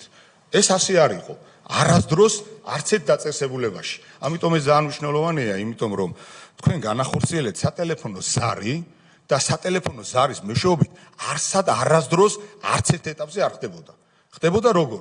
თქვენ მიგაქვთ ორდერი, ადვოკატის მოწმობა, მიგაქვთ საჯელახსრულების კონკრეტული დაწესებულების თანამშრომელთან, რომელიც არაერთია ოპერატორი, ის აქსეროქსებს ერთსაც და მეორესაც თავში ქვევით შემდეგ გაძლევთ საშს, საშვით ადიხართ, მეორე თუ მესამე სართულზე, მარჯვენა მხარეს რო ფორტოჭკა იყო, გახსოვთ ალბათ, ხო ეს, სადაც პატიმარი უნდა გამოგეწერა, გლანში, ხომ ასე იყო.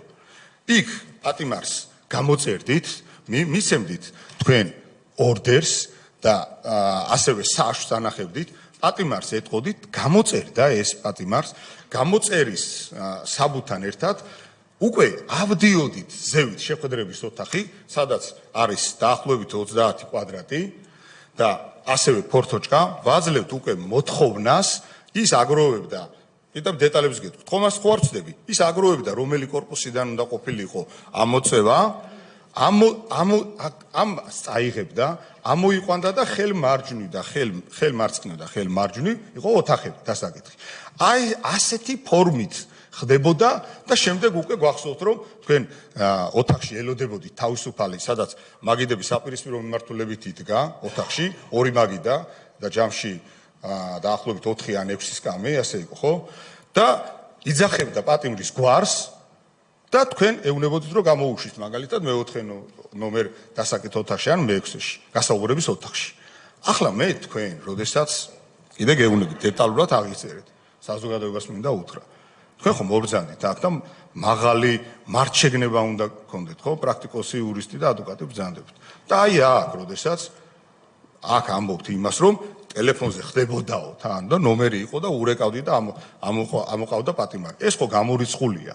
ახლა გეკითხებით თქვენ, დავყვეთ იმას და გაეცით უკვე ჯერ ამ კითხვებზე, შემდეგ მაგ კიდე რა თქმა უნდა ბუნებრივია კითხვები. ხელშეკრულების საგანი რა იყო? ვერც ერთ შემთხვევაში ეს იმიტომ გითხარით, რომ როგორც კი თქვენ პირს კონკრეტულ სისხლის სამართლის საქმეს არ მიუთითებდით, თქვენი ურთიერთობა სისხლის სამართლის საქმესთან მიმართებაში, როდესაც პირს, ანუ პატიმარს არ აქვს მნიშვნელობა ჩავდებული იყო თუ ბრალდებული, თქვენ ბმა უფლება, ასე ვთქვათ, გაქვთ იმ კონკრეტულ სისხლის სამართლის საქმის ფარგლებში, რაზეც ის არის და არა ზოგადად. ანუ მისი უფლებების დამცველი კი არ ბრძანდებით, კაცო, აბსტრაქტულად. იმ კონკრეტულ სისხლის სამართლის საქმისთან.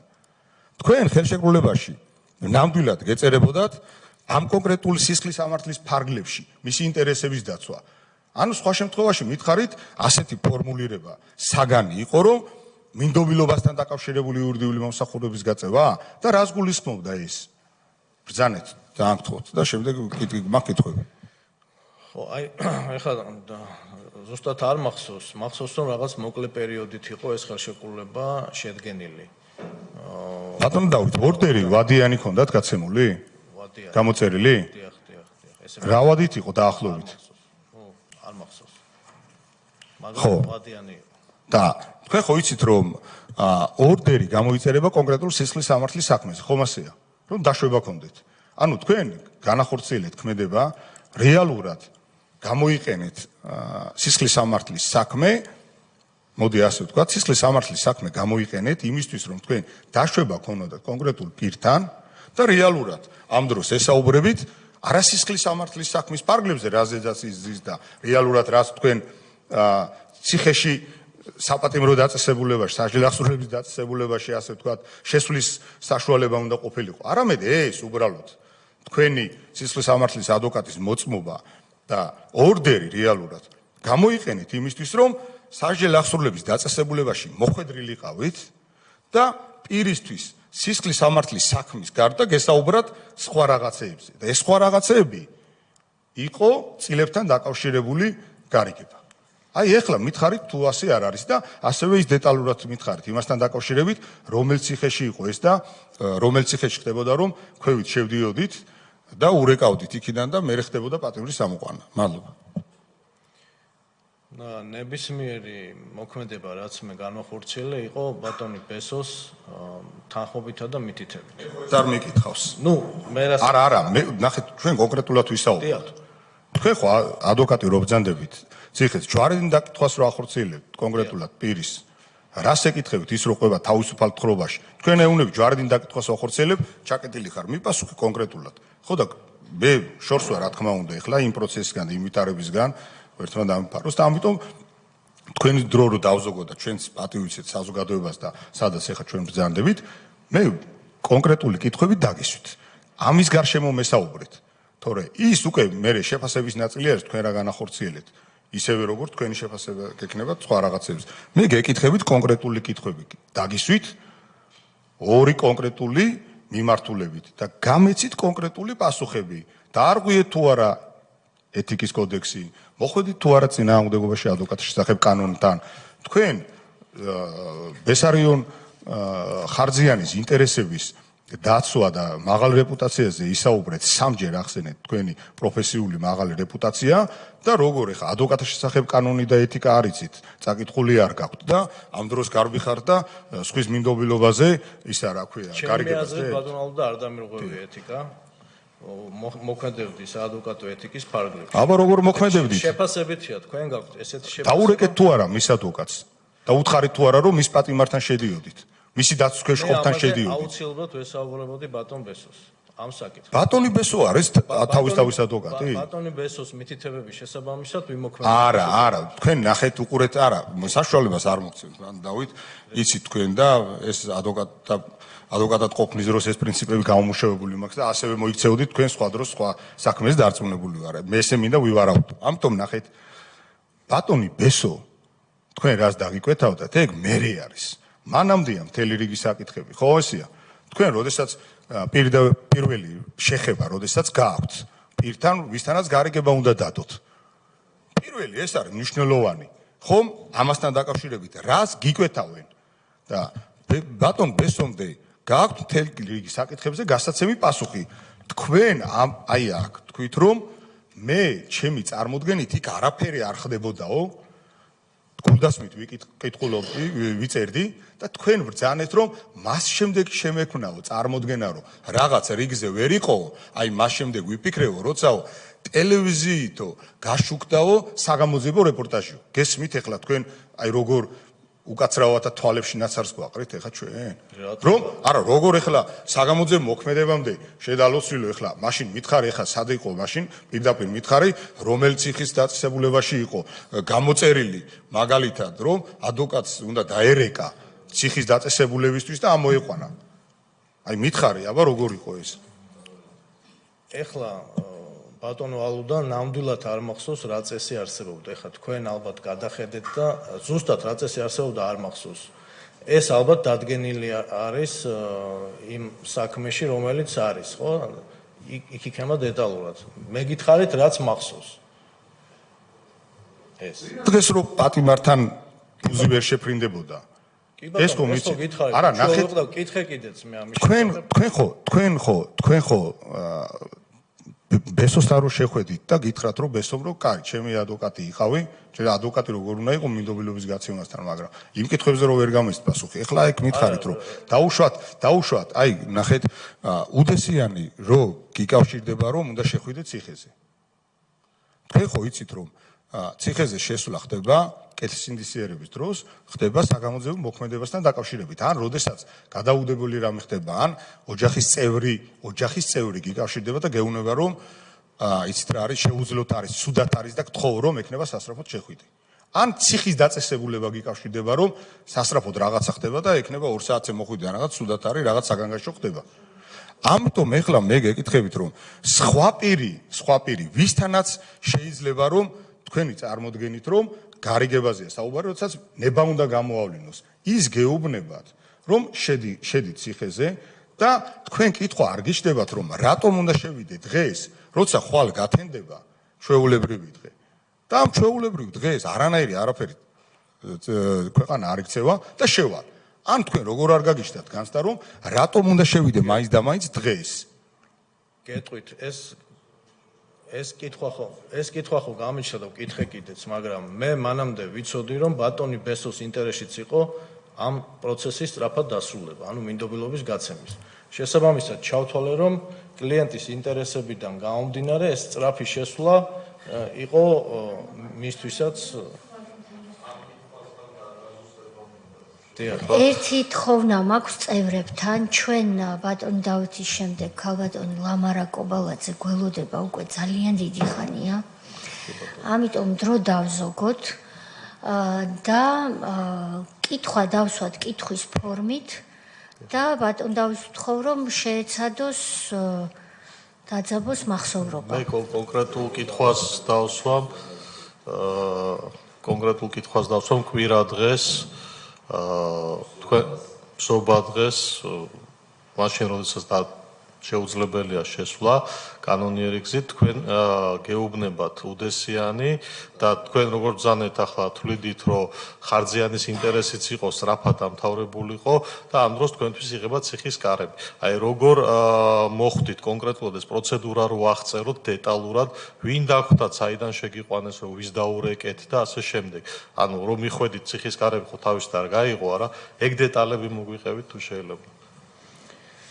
ბატონო, აი დეტალურად არ მახსოვს, რაც მახსოვს ის გითხარით, რომ მივედი იქ დაცვამ, ჯარისკაცები იყვნენ, ესე მახსოვს, დაურეკა ვიღაცა პირს, რომელიც ჩამოვიდა და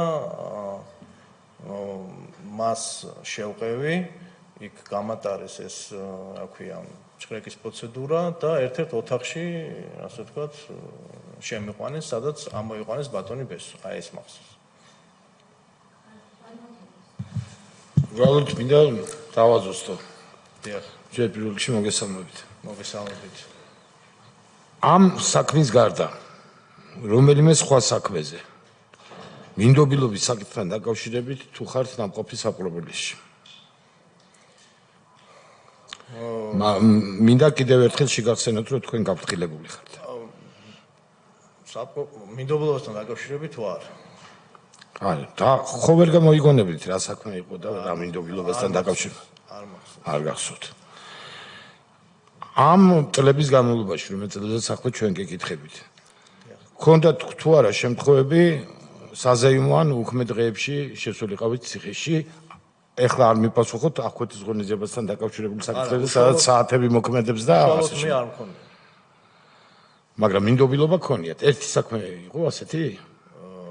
მინდობილობასთან დაკავშირებით. კი, აი ამის გარდა კიდე ერთი იყო და მეტი არა? არა, არ მახსოვს. შეიძლება რამდენიმე იყო, ხო? არ გითხრა. არ გითხრა, ნახავთ. არა, ეს არ იყო მხოლოდ მინდობილობასთან დაკავშირებით. ანუ არასდროს შეხება, ასე ვთქვათ, რამე საეჭვო საქმესთან არ მქონდა. თუ თქვენ ამ კუთხით კითხულობთ ამას, მინდობილობა კითხეთ და თქვენ მინდობილობაზე მიპასუხეთ. მათ შორის მინდობილობის გაცემის პროცედურასთან, თუ არის ასეთი დაკვეთა. არა, კითხვა იყო სხვანაირი, ბატონო თენგიზ, გავიმეორებ თქვენ შეკითხვა. კითხვაც გიმეორე. ცილების გადაფორმებაზე. არა, ქონების გადაცემის, ან ცილების გადაფორმების, ან მსგავსი. არა, აბა ხლა მინდობილობა რა მინდობილობა? არა. მე არ აღმოჩნდეს რომ კი. არ აღმოჩნდა. თანამდებობად 2003-2012 წლებში.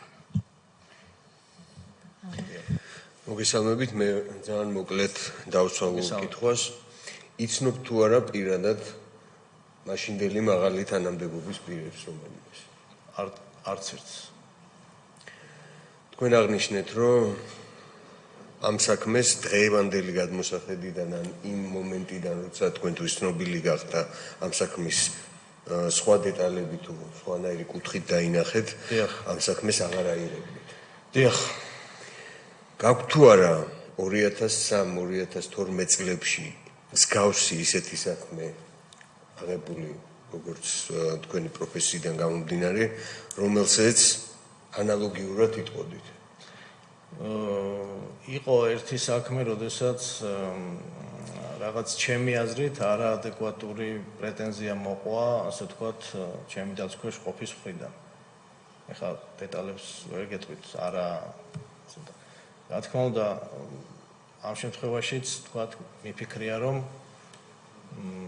თავიდანვე რომ წარმომედგინა, რომ ასე განვითარდებოდა, არ ავიღებთ იმ საქმეს, მაგრამ ყოველთვის ადამიანი ამას წინასწარ ვერ განსაზღვრავს. ამიტომ ასეთი იყო, როცა მიფიქრია, რომ ნეტა ეს საქმე არ ამეღო, ხო?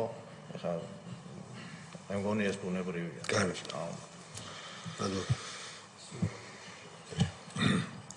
დიახ. შევეცდები, რომ მოკლე კითხვები დაგისვა და მოკლე პასუხები. კი ბატონო. თქვენი აზრით, როგორც არამხოლოდ ადვოკატის, როგორც მოქალაქის, 2003-2012 წლამდე ციხეებში არსებული სიტუაცია, თქვენ ხართ ციხესიმაგრის ადვოკატი მანამდეც და 2012 წლის შემდგომაც, ხო და გიწევთ ციხეებში შესვლა. მდგომარეობა პატიმრების, ფიზიკური შეხება, ზეწოლა და ასე შემდგომ, როგორი იყო 2003-2012 წლამდე და 2012-დან დღემდე? ძალიან მძიმე იყო 2003-12 წლებში. ძალიან მძიმე. ესე კი თქვენ ეს იცოდეთ. და კი ბატონო. ადმინისტრაციის მხრიდან ფიზიკური ზეწოლის კუთხით 12-ის შემდეგ რა შედარებაა გაუმჯობესდა. დიდი მადლობა. ანუ თქვენ საქმის კურსში იყავით, როცა თქვათ აი საქმესთან დაკავშირებით დაგიბარეს, რომ რა მდგომარეობა იყო ციხეში, ეს იცოდით, ეს ერთი ფაქტი. მეორე, თქვენ რო ყოფილიყავით რომელიმე პატიმრის ადვოკატი. და გაგეგოთ, რომ აბსოლუტურად სხვა ადვოკატს უთხრეს, რომ მივიდა მინდობილობის გასაფორმებლად. რაიმე ეჭვი გაგიჩნდებოდა თუ არა? მე რო ყოფილიყავი. თქვენი დაცვის ქვეშ ყოფი პატიმარია ციხეში, საქმე თქვენ გაქვთ აღებული და უბრალოდ მინდობილობის გასაფორმებლად მასთან სხვა ადვოკატს აგზავნიან. ეჭვი თქვენ გაგიჩნდებოდა თუ არა? რაშია საქმე? კი ბატონო. ალბათ. და პირიქით თქვენ ეს არ მოიკითხეთ. ანუ როცა სხვა ადვოკატის ქვეშ მყოფი პატიმარი ციხეშია და უბრალოდ მინდობილებისთვის თქვენ გაგზავნიან, ამასთან დაკავშირებით სავარაუდოდ მე მოვიკითხავდი, რომ ეხა ნამდვილად არ მახსოვს, რომ ესე თაბეჭი, მაგრამ მე ამის გარეშე, ამ საკითხის გარკვევის გარეშე არ დავტოვებდი. ანუ პირველი შეხვედრისას ბატონ ბესოს მაგას არავინ არ დაიჯერებს, რომ თქვენ ეს არ გახსოვთ, მაგრამ დაუშვათ გამოგყევით დაგიჯერეთ, რომ არ გახსოვთ. ამ შემთხვევაში რა შეიძლება დაუშვათ? მოიკითხეთ და ადვოკატი რა შემთხვევაში შეიძლება მაინც დათანხმებულიყავით? ეს კითხვა მინდა. მე დავთანხმდებოდი და დავთანხმდი, იმიტომ რომ თქვა ბატონო აღარ ყავს ადვოკატი? არა, ბატონო ბესო მეტყოდა რომ ეს თემა აი ეს საკითხი არა, ბესომდე არა, ნახეთ, მე რას გეუბნებით, საერთოდ საქმესთან დაკავშირებით მივდივარ და მეუბნებიან, რომ აი პატიმარია და მინდობილობა გააფორმებინე. თქვენ ხო ამბობთ, რომ შეეკითხებოდით, ხო? არ გახსოვთ, მაგრამ ხო შეეკითხებოდით. სავარაუდოდ. კი ბატონო, მაგრამ რა შემთხვევაში დათანხმდებოდით? თუ გეტყოდნენ, რომ ადვოკატია. რომ ბატონი ბესოს სურვილი იქნება, რომ ეს საკითხი თქვენი მეშვეობით მე ამ შემთხვევაში ადვოკატის ეთიკიდან გამომდინარე გეკითხებით. აი ბესოთ თავი დავანებოთ ცოტა ხნით. არ მოიკითხავდით იმას, რომ ხო ყავს ადვოკატი და ელემენტარულად ეთიკური არ არის, ხო მოიკითხავდით ამას.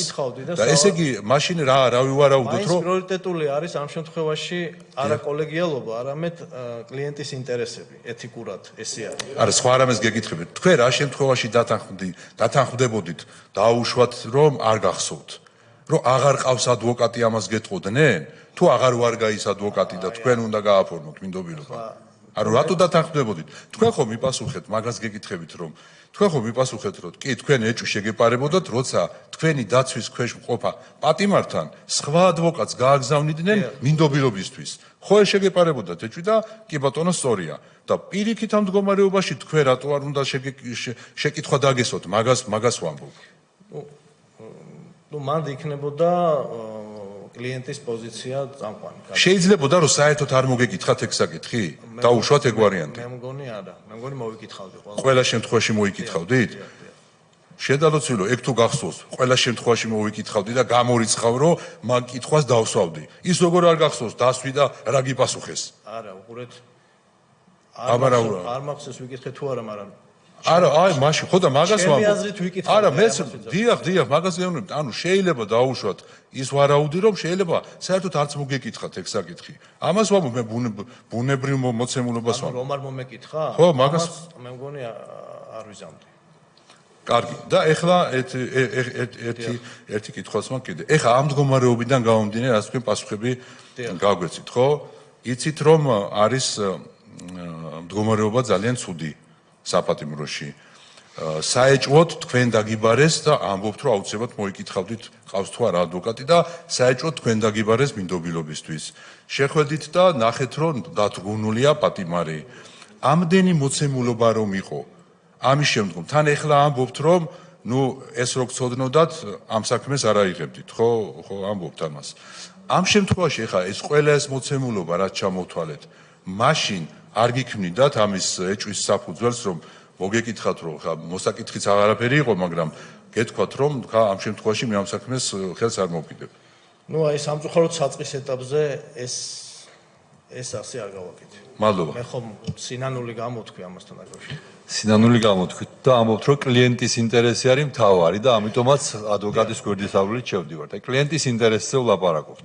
ესე იცით რომ მერვე საპყრობილე იყო სასაკლაო და ეს იცოდა და საქართველოს ყველა მოქალაქემ, არა თუ ადვოკატმა, რომელსაც ხშირად უწევდა იქ შესვლა. სასაკლაო იყო ამ სიტყვის პირდაპირ მნიშვნელობით. 2011-ში მართლა და კვირას ბზობა დღეს, როცა ჩიტი ვერ შეფრინდება. გირეკავთ, არაუფლებამოსილი პირი გეუბნებათ, რომ წითელი ხალიჩებით დაგხვდებიან, შეგიყვანენ და ხელს მოაწერინებთ ყველაფერზე, რასაც გეტყვიან.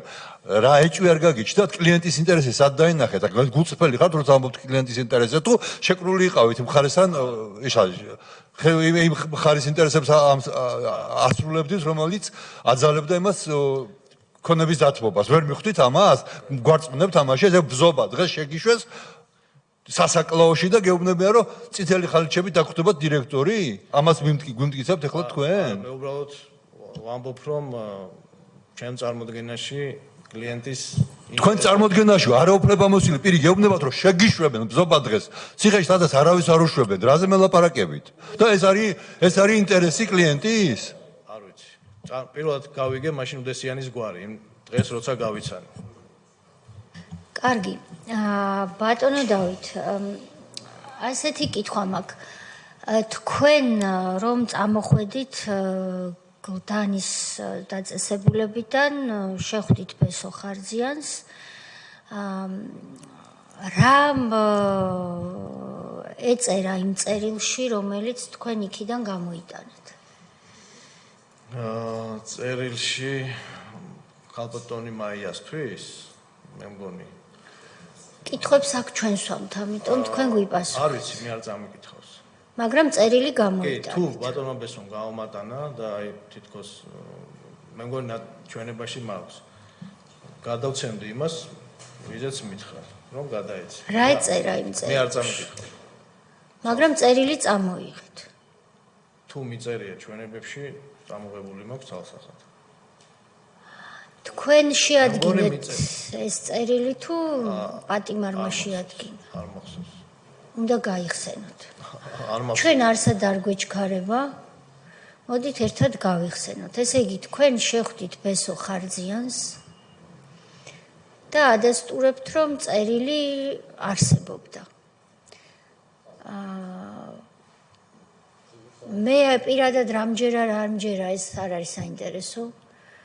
მაგრამ მოდით მივიღოთ პასუხი, რომ თქვენ არ იცოდით იმ წერილში რა ეწერა. მე მარტო თქვენ გისურვებთ იმას, რომ ჩვენ ერთ დღეს არ აღმოჩნდეს სხვა უწყებაში, რომ იცოდით იმ წერილში რა ეწერა. იმიტომ რომ ეს შეიძლება თქვენ წინააღმდეგ გამოყენებულ იქნეს, რომ არ იცოდით თურმე წერილში რა ეწერა. ეხლა მოდით გავიხსენოთ ის წერილი, აი ზიხართ თქვენ და ბატონი ბესო ხარძიანი ვართ მერვე გლდანის საპყრობილეში დაწესებულებაში შეხვედრების ოთახში. ვინ დაწერა ეს წერილი? არ მახსოვს.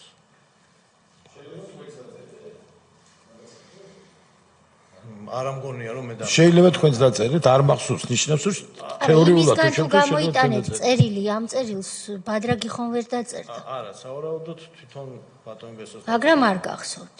ხო აი ნუ აი არ მახსოვს რა. წესით მახსოვს, ნიშნავს რომ შეიძლება მეც დავწერე. ხო ნიშნავს ამას, ახლა ქართული ენა ყველა ვიცით. ნუ აი წესი და რიგით მე არ არა, წესი და რიგით არ იყო არა, მაგრამ იმას უშვებთ რომ შეიძლება თქვენც დაწერეთ. მე არ დამიწერე. არა მე არ დამიწერე. ხო და თუ თქვენ დაწერეთ, თუ ამას უშვებთ თეორიულად დაწერეთ, მაგრამ არ წაიკითხეთ, მაგას გვეუბნებით? არა, ხო და ამიტომ ვიძახი მე არ მახსოვს და არ ვიცოდი რა ეწერა ამ წერილში და სავარაუდოდ ნუ არა ჩემი დაწერა. კარგი, თქვენ ეს წერილი წამოიღეთ და გადაეცით ქალბატონ მაიას. ალბათ თუ ქალბატონი მაია მითხრა და ესე მახსოვს, გადავცემდი ქალბატონ მაიას, დიახ. გადაეცით ქალბატონ მაიას. მერე ქალბატონმა მაიამ რა უყო ამ წერილს? მე არ ვიცი. არიცით. დიახ, ბრძანეთ ქალბატონმა. რამდენჯერ იყო ესეთი შემთხვევა, რომ თქვენ აქედან იქით შეიტანეთ წერილი და ციხიდან უკან გამოიტანეთ? ეს ამ შემთხვევაზე ხარჯიანის საქმეზე ვსაუბრობ. ერთხელ გამოიტანეთ. გამოვიტანეთ და გადავედი. აი რო შეიტანეთ იმ წერილზე რას გვეტყვით? თქვენ ხო წერილით შეიტანეთ. რომ შეიტანეთ. შეიტანეთ კიდევაც. აი არ მახსოვს. თუ ესეა ძალიან ბევრი რამე. თუ ესეა, რას ნიშნავს 2011 წელს თქვენ რა გააკეთეთ, მე რატომ ეკითხებით?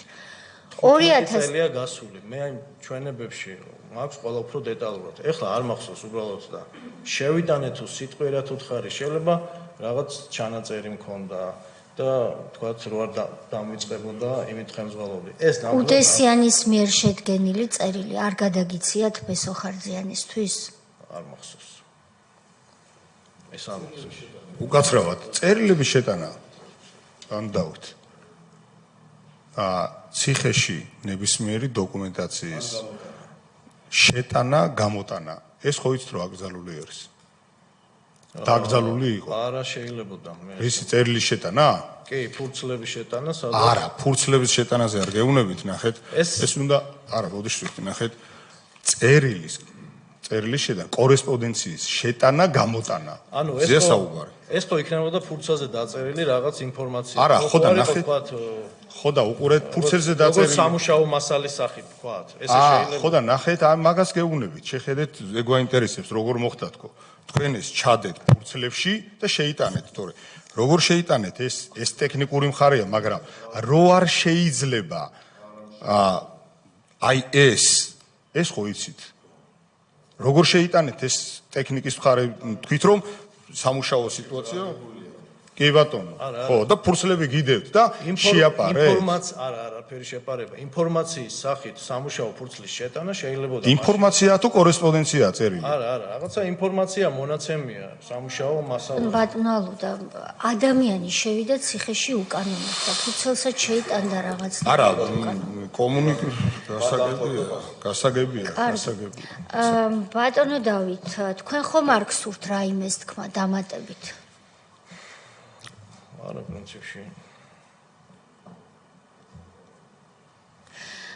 თქვენ რომელ საადვოკატო კომპანიას წარმოადგენთ დღეს? იურიდიული ფირმა VB8. VB8. ვინ არიან კიდევ თქვენთან ერთად წევრები? პარტნიორები დავით კიკალეიშვილი. ორნი ხართ? დავით კიკალეიშვილი, გიორგი მელიქიშვილი. დავით ბაზერაშვილი. პარტნიორები ხართ 4-ვე თუ თქვენ უბრალოდ დაქირავებული ადვოკატი? არა, პარტნიორები ვართ, რეალურად 3 მუშაობთ.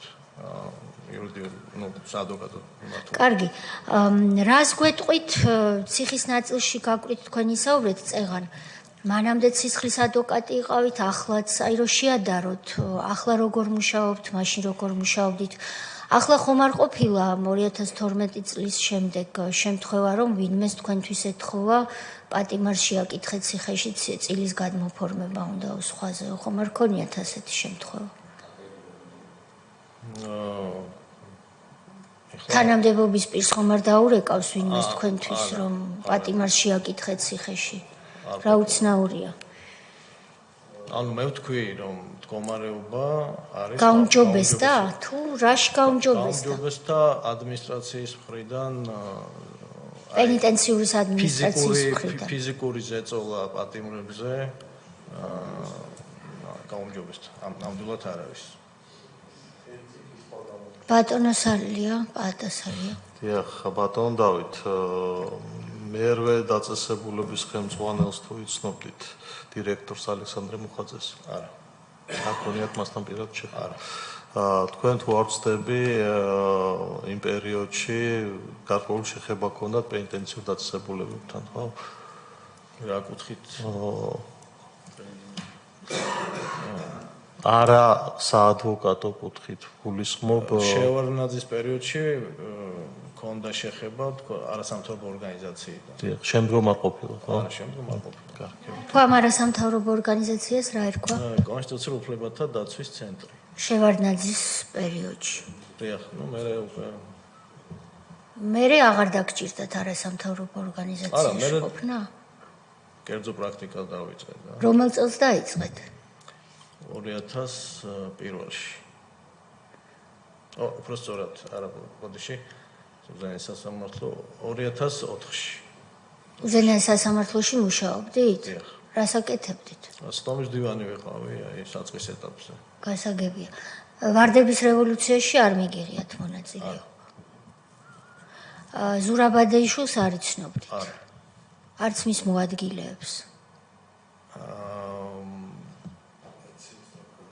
მოადგილეები ჩემი კურსელი არის ერთი ვისაც ვიცნობ დიმიტრი ზაგნიძე. დიმიტრი ზაგნიძე არის. მასთან იყავით ხოლმე კონტაქტზე. ერთხელ ძალიან იშვიათად ვნახულობდი ეგ სხვა. ჩემი კურსელია ჯგუფელი და გასაგებია.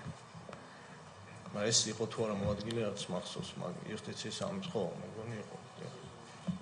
მოადგილე იყო კი ბატონო. არავით არ იყო მუდმივი კონტაქტი არ მქონია, ალბათ წელიწადში ერთხელ თუ მოვიკითხავდი. ან ისიც არა, ძალიან იშვიათად.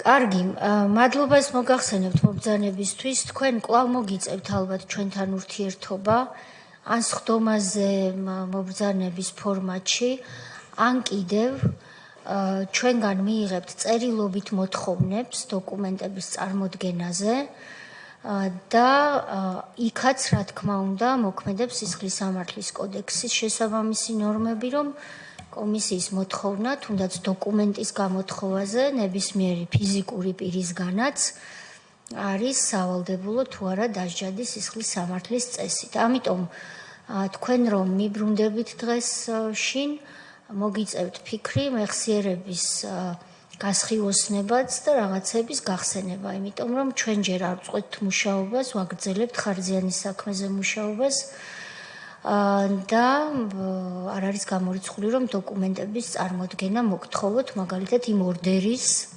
რომელიც თქვენ მაია ხარჯიანთან გააფორმეთ შესაბამისი ხელშეკრულების ასლიც. არ გექნებათ ხელთ, მოიძიეთ, სად იქნება დაცული. მაგალითს ვიძახი, შეიძლება იმ წერილში სხვა რაღაცაც მოგთხოვოთ დოკუმენტის სახით, ამიტომ ჩათვალეთ, რომ მოთხოვნა არის მოთხოვნა. გამოცხადებაზე თუ დოკუმენტის წარმოდგენაზე, თუ დაგუჭირდა თქვენი კვლავ დაძახება და მოწვევა სხდომაზე, რა თქმა უნდა, კვლავ გაგესაუბრებით. დიდი მადლობა და წარმატებებს გისურვებთ კანონიერ საქმიანობაში. კარგად ზამდებოდეთ. ნახვამდის.